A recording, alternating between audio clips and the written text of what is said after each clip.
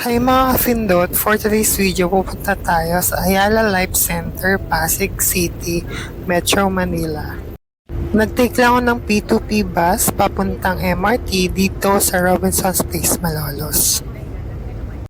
Hindi ko na alam ang nangyari, basta pag after ng MRT, nag-grab na lang kami papuntang studio.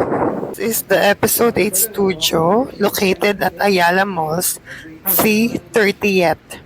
30 Meralco Avenue, Pasig City.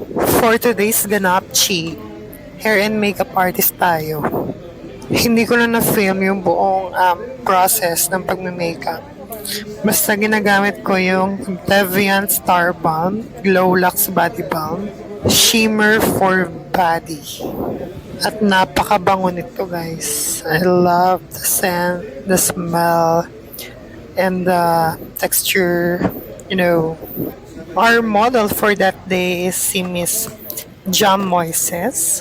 Very professional and magaan lang siyang katrabaho. And alam niya yung mga posing agad.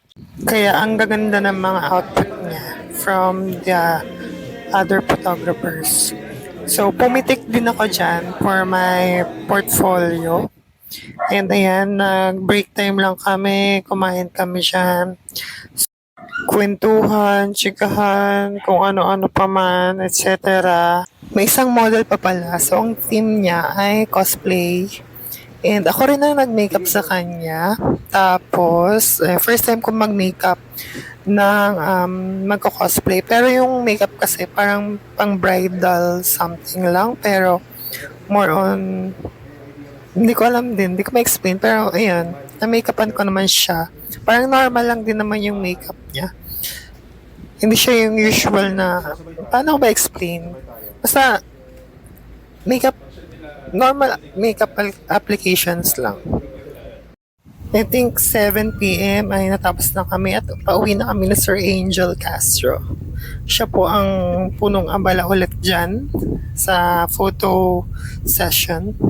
So, this is the result nung pitik ko, guys. And, ayan, ako ang pumitik niyan, lahat niyan.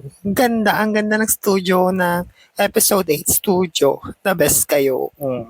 Ganda ng ilaw. At saka, tinuruan kami dyan. Kahit di ako kasali. Basta makeup artist lang ako that day. Pero, may natutunan pa rin tayo sa lighting session nila. Salamat po, episode 8 studio and Sir Angel. Thank you for watching, mga kafindot. Paalam!